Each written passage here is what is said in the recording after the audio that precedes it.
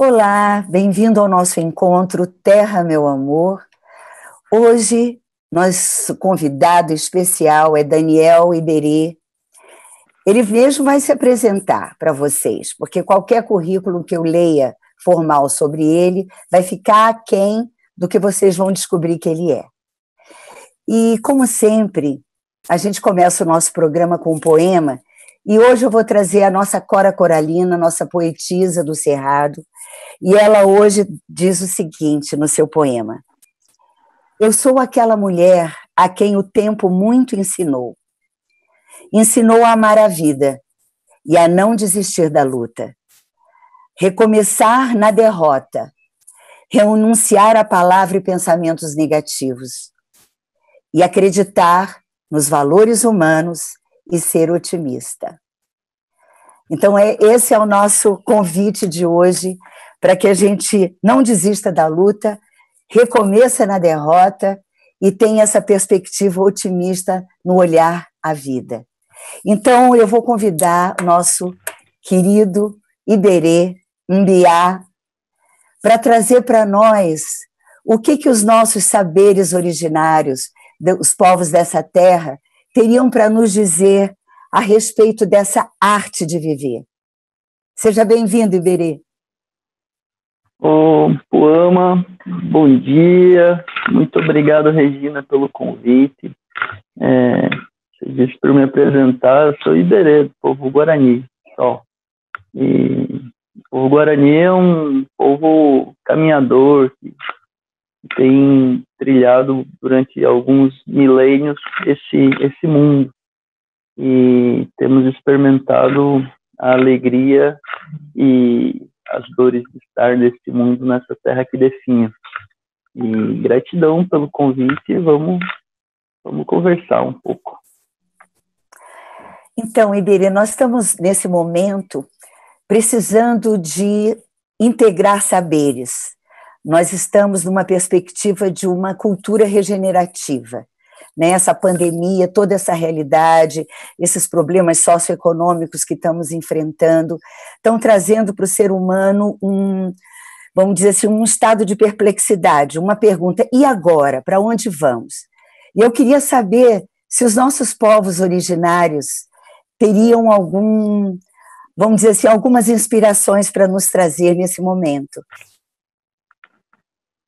Bem, esse tempo de pandemia, para os povos indígenas, que somos muitos, não tem sido novidade. Na verdade, é um novo capítulo de uma velha história de apagamento, né?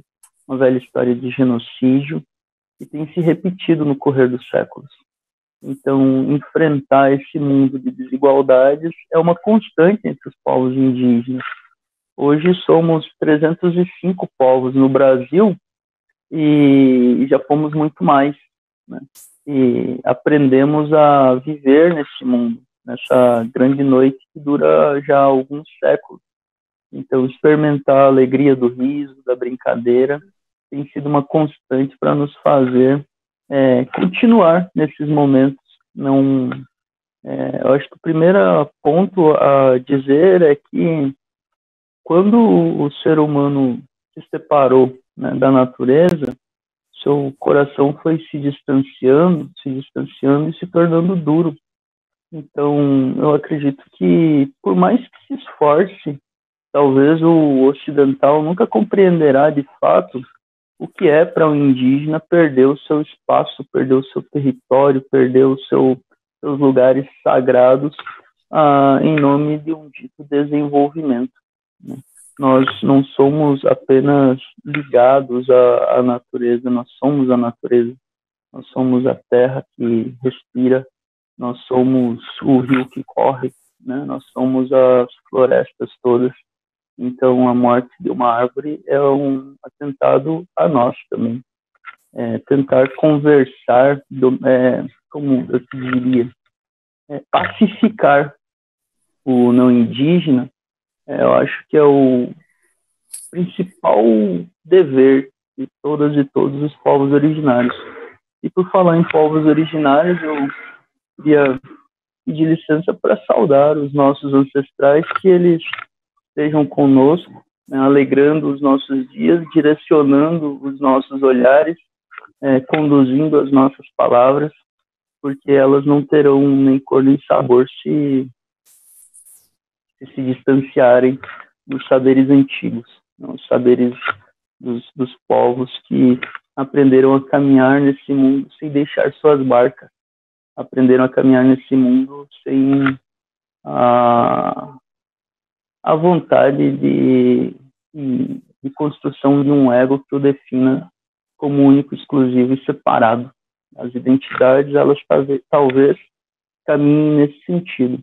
Em algum momento seja necessário nós questionarmos, inclusive, estas identidades que limitam, cristalizam e que nos separam de quem somos, que nos impedem de perceber que somos mais do que os corpos, né? Apenas o corpo que nós ocupamos.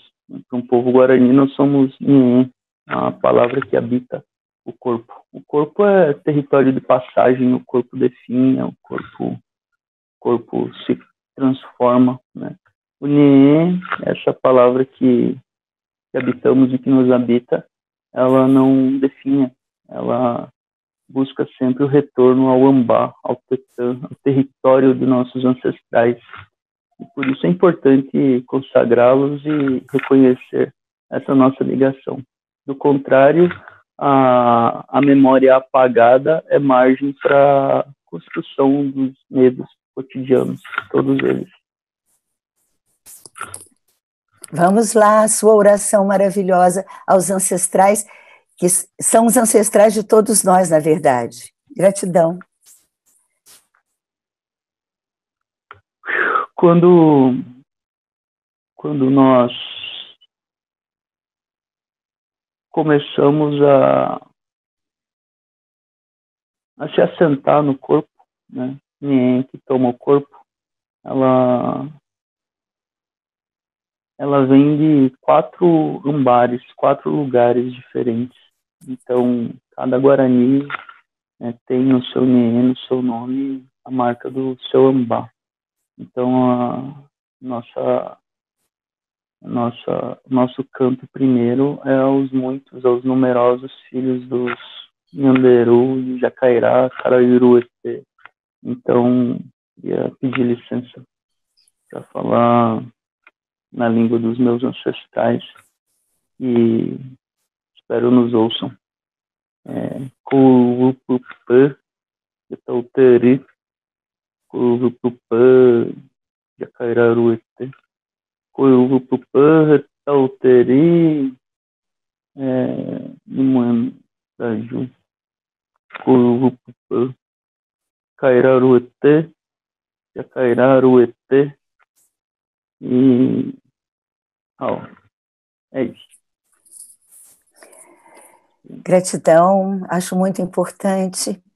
Ontem nós conversávamos sobre a necessidade que todos nós temos de reconhecer que nós somos seres históricos, que nós somos seres que vêm a partir de construções evolucionárias, físico, químicas, biológicas e subjetivas também. Então, honrar essa ancestralidade é olhar para trás e reconhecer que, do mesmo jeito que recebemos um mundo, nós estamos legando o mundo para gerações futuras. Então, eu gostaria que você compartilhasse conosco, Iberê, como que é essa construção, né? Como que você vê essa relação do ser humano com a natureza e esse necessário resgate que nós precisamos fazer para continuarmos levando a Terra e toda essa graça que recebemos para gerações futuras. Longe da natureza, o coração do homem fica duro. Longe da natureza, o pensamento e a palavra começam a cortar as pessoas. Nas cidades começam a surgir os distanciamentos. Aqui Brasília é um pouco exemplo de tudo isso. A natureza e os seres que vivem são parentes. E esquecidos disso, fica mais fácil atacar o outro quando o outro parece diferente. quando o outro parece algo que não é extensão do seu próprio ser. Então, para nós, povos indígenas, natureza e seres humanos não estão nem separados. Nós aprendemos histórias antigas que, quando aparecia uma doença e não se sabia a cura, um parente ou uma parente nossa se deitava na terra e dizia: aqui nascerá uma planta que será cura para essa doença. Então, nós aprendemos também que muitas plantas são nossos parentes. Nós somos parentes dos rios e das montanhas. Nós somos parentes de tudo que vive, tudo que pulsa.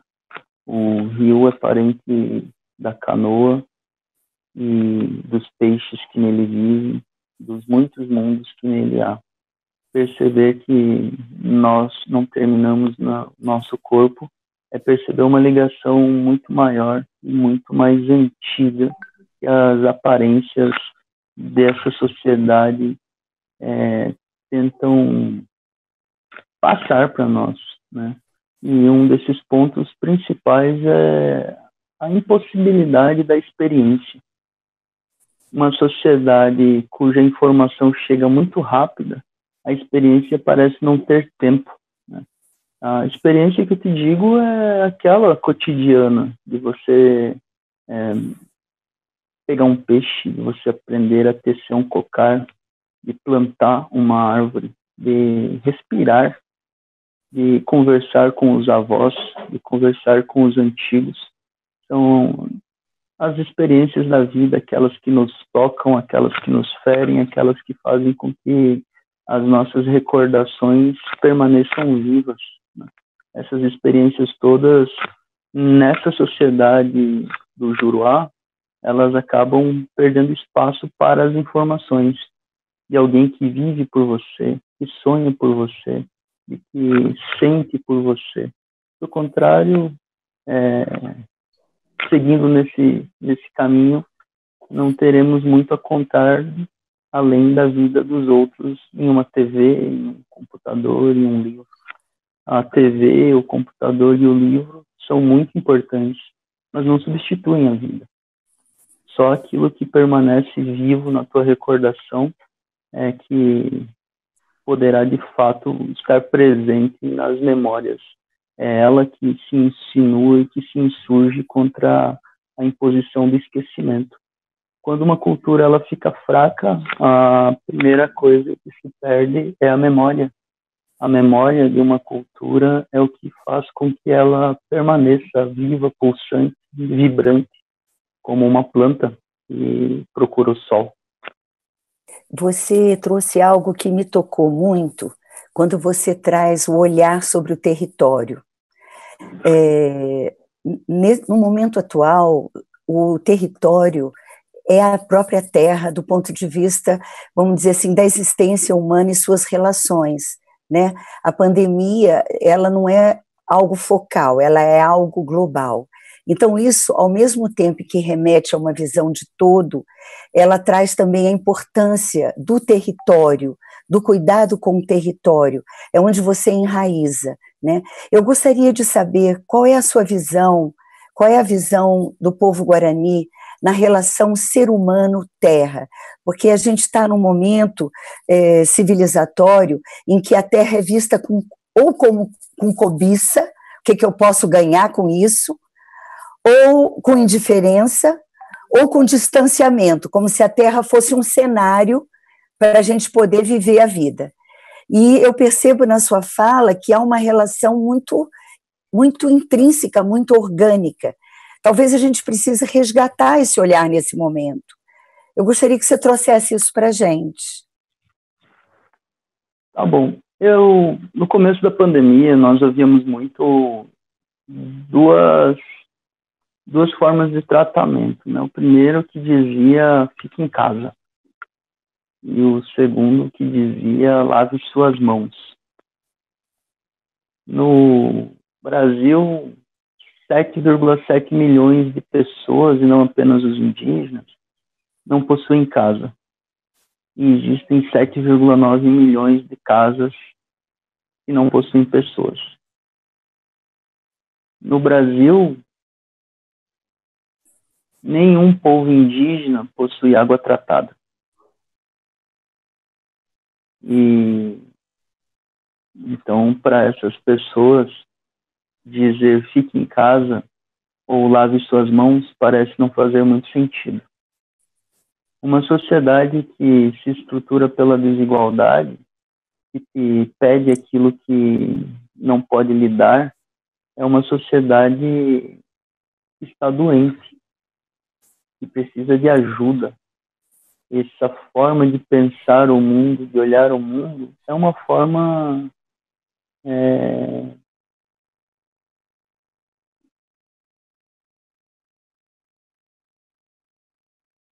apressada de ver as coisas. É um jeito rápido de ver as coisas. É preciso dar-se tempo e espaço, às vezes, para ver com maior profundidade. E, às vezes, os olhos nos impedem de enxergar. Então, a relação com o território, com a terra, que são coisas bem diferentes, e com a territorialidade, que é um outro termo bastante próprio, são relações, costumam ser relações de posse, de apropriação. Quando você percebe que aquilo que você possui é aquilo que te constitui, essas relações podem mudar. E assim é com a maioria dos povos indígenas. Nós não reconhecemos a propriedade privada.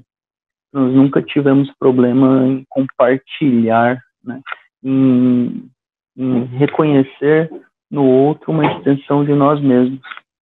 Então, quando nós falamos território, nós estamos falando de uma forma limitada do que é o todo. Nós falamos de Tecoá. Antes do Tecoá existe algo que nós chamamos do nosso modo de ser, da nossa maneira de ser, que é Nhanderecó.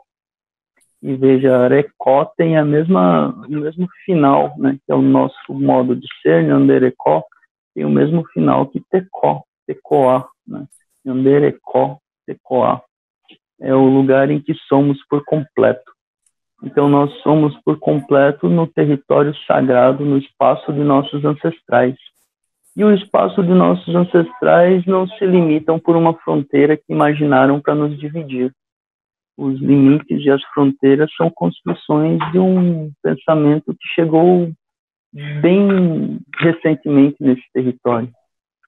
Então, antes de existir Brasil, Uruguai, Paraguai, Argentina, antes de existir Distrito Federal, Goiânia, antes de existirem os estados, existiam espaços livres, territórios, terra, e aí a terra ela toma um outro sentido. O abrigo, a morada, a nossa morada, a parte que nos nutre, que nos alimenta como uma grande mãe. Então, hoje, quando olhamos os latifúndios tomando conta dos espaços sagrados, quando olhamos a soja avançando, a pata do boi, né, o lixo que cada vez mais sufoca, sem ter como socorrer a nossa grande mãe, nós assistimos do outro lado da cerca, nas margens, nas periferias da cidade, recebendo a conta do desenvolvimento, seja ele sustentável ou não, porque tanto faz para quem dele não participa. Nós temos sido os mesmos estrangeiros na nossa própria terra.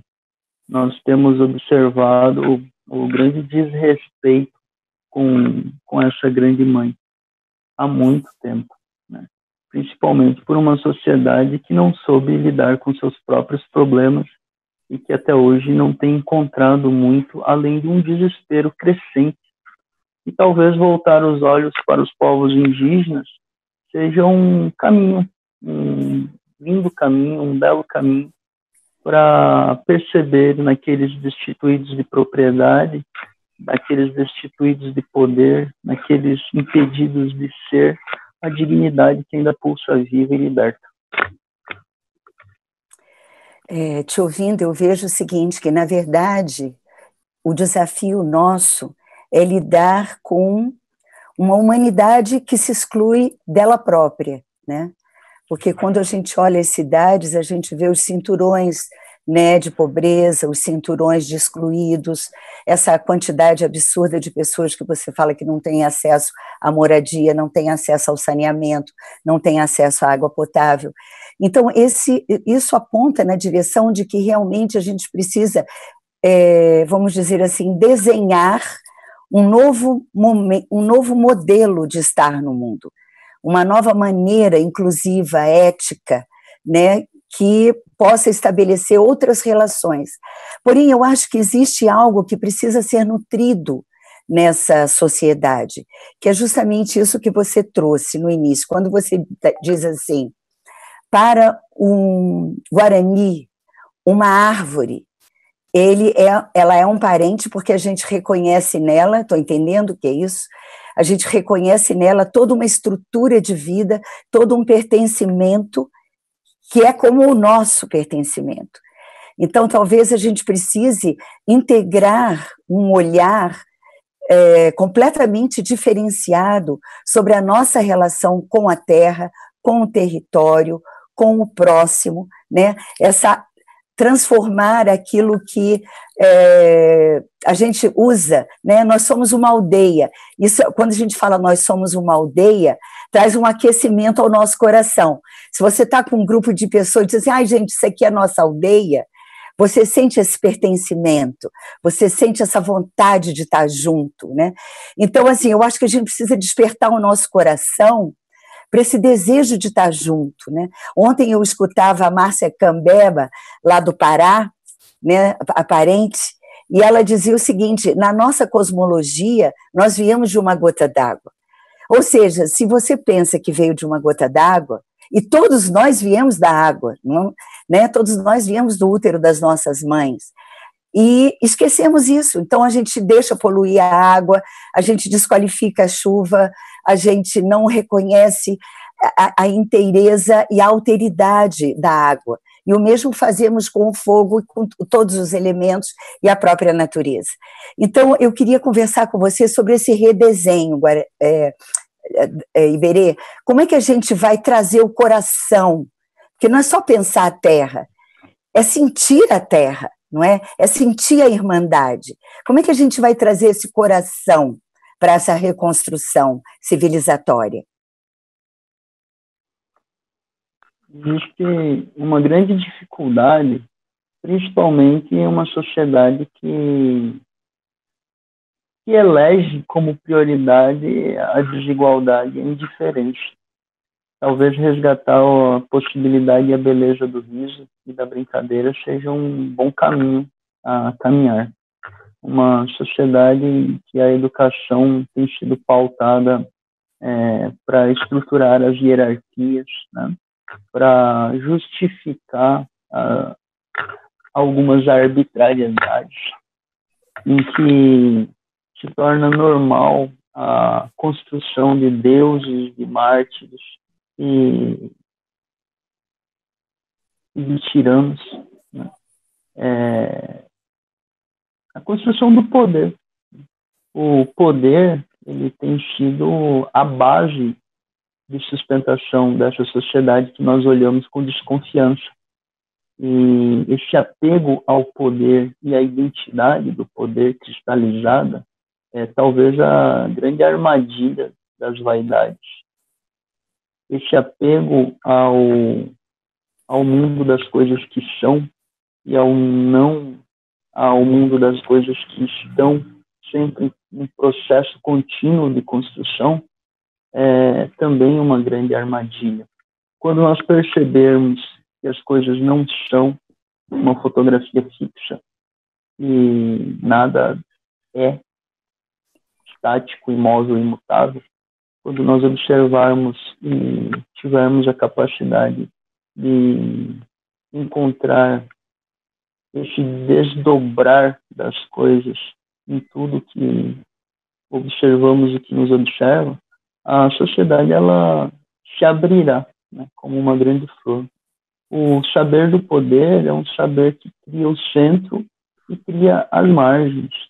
Ao contrário, os saberes, os muitos saberes e fazeres dos povos originários desconhecem os centros e as margens.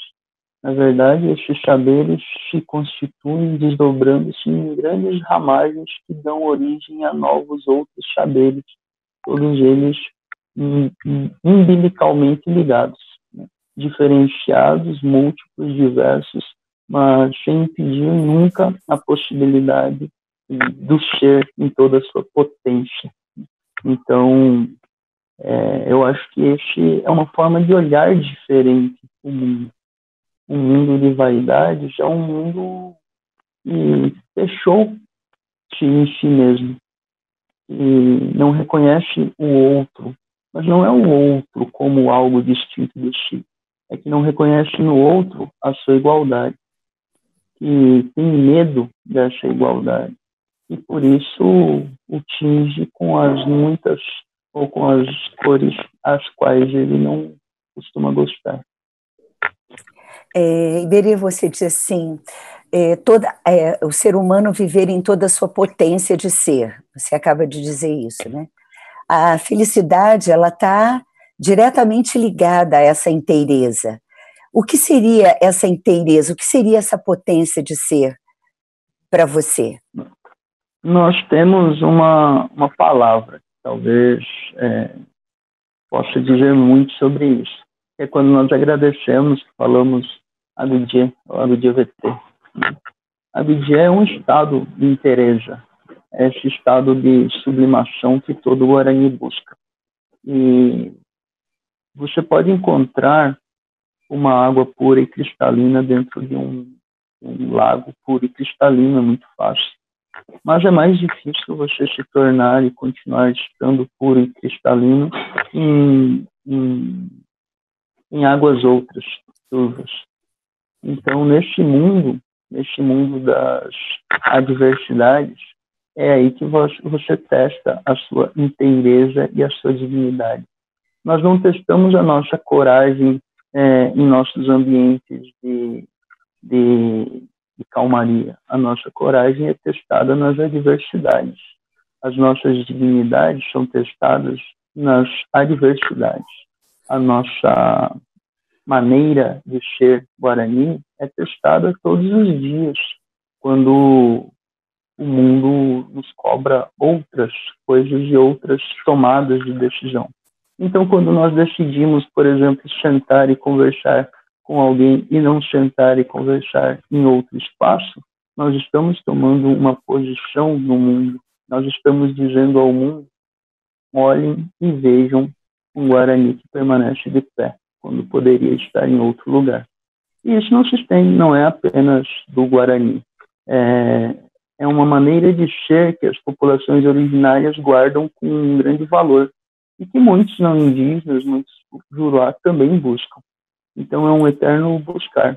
E isso se dá no nosso caminhar. Nós somos conhecidos também como Tapejara, povo que caminha, né? E caminhando nós precisamos abandonar alguns pesos. O peso mais difícil a se abandonar é o peso da vaidade. E a vaidade do intelecto é o que talvez a gente tenha mais dificuldade.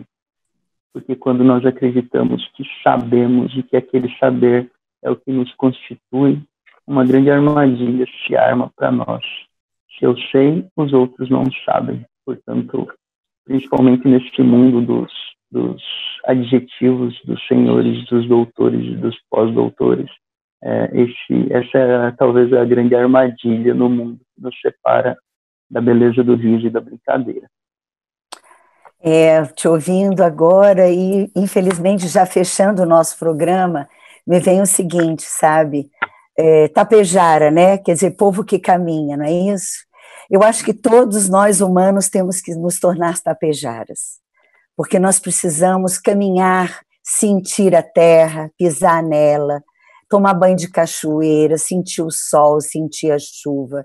Você ama aquilo que você conhece, aquilo que você toca, que você cheira, que você prova, né? É a forma que a gente tem de viver o amor, é quando o nosso corpo está presente, né? E a nossa sociedade é uma sociedade que está pensando viver. Então, acho que você trouxe uma chave importante, né? Nesse momento de reconstrução, a gente não tem que pensar em viver, a gente tem que viver, né? Tem que abrir o corpo para a experiência de viver, né? Que água que eu quero para o mundo? É a água que eu bebo, é a água que eu sinto na minha pele, é a água que eu dou para os meus filhos, né? Que alimento que eu quero para o mundo? É o alimento que eu como sem veneno, sem agrotóxicos, né? Que eu posso colher na árvore, que é minha irmã, né? Que qualidade de saúde eu quero? É aquela que recebe os raios do sol, né, e reconhece que sem o sol não tem asepsia, não tem vitamina D, não tem inteireza, não tem ossos fortes. Então, eu acho que você nos fez um convite para a inteireza, para Água IGVT, e é assim que eu te saldo, Água IGVT, com toda a minha reverência, e eu espero que a gente possa voltar logo para conversar novamente sobre isso, porque eu gostaria muito de saber sobre a cosmovisão guarani. Então, já fica o meu convite para um outro encontro. Eu deixo para você dar a sua última palavra para os nossos telespectadores, Iberê. Primeiro, aviso aqui. Quando você falou do sol, estava lembrando que o parente Cacaverade aqui, recordando os antigos, que esse sol que nós vemos tem o seu tataravô, e o nosso tataravô cujo coração é um sol, tataravô desse sol que nós vemos, é Nhanderu. Quando o Nhanderu sentiu só e foi se desdobrando, e criaram, perguntando o mundo, este mundo que nós vemos agora, eles também não sabiam como era o mundo. Então, para conhecer o mundo com profundidade, Nhanderu se fez um tatu. Ele foi transformando e conhecendo o mundo com profundidade. E depois ele se transformou num grande pássaro para observar as coisas com mais atenção. E foi assim que os seres e os humanos foram se fazendo, percebendo que nesse nosso caminhar nós não apenas nos compomos, como nós criamos muitos mundos possíveis. E talvez esse seja uma possibilidade real, de lidar com a diversidade como algo que nos amplia, que amplia os nossos mundos que caibam muitos outros mundos, todos eles mutuamente reconhecedores, em que nós podemos viver bem, viver melhor, conviver, nos muitos bem-viveres, nos muitos conviveres. Gratidão, te agradeço, me coloco à disposição e foi muito bom conversar contigo, Água IGVT, mais uma vez. Água IGVT. Até o nosso próximo encontro do Terra Meu Amor.